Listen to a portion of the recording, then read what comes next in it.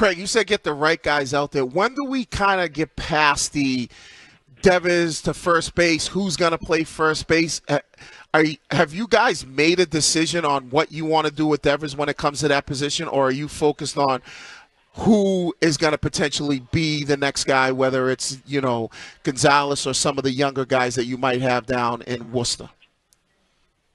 Yeah, I think we're evaluating all of those situations at the same time. I think there was the short term, we obviously brought up Toro, and then Romy got hurt, and we had Sogard, who's filled in, done a really nice job. But I think we want to think about what does this look like over the next few weeks, and then also what does this look like longer term. So nothing has been eliminated, but we have to be realistic about how long a transition might take. This was never something that we were going to have the answers to in a matter of days. When nothing's been eliminated, does that mean that Devers is open to the opportunity should he be asked?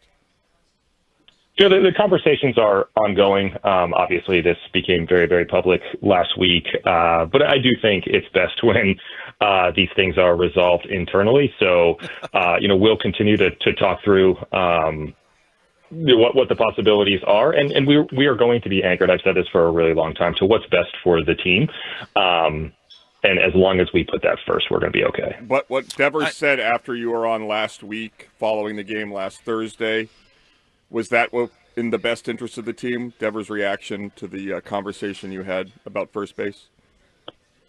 Yeah, I mean, obviously, like I just said, my preference is for these things to remain internal. But, Rafi he's emotional, and he's invested, and he cares a ton about, about the Boston Red Sox. And, he obviously had some frustration that he shared kind of in real time. And since then, there have been a number of conversations and meetings. Obviously, John and Sam and I flew out to Kansas City. And I think the temperature has calmed down a bit, and we're going to continue to talk and engage.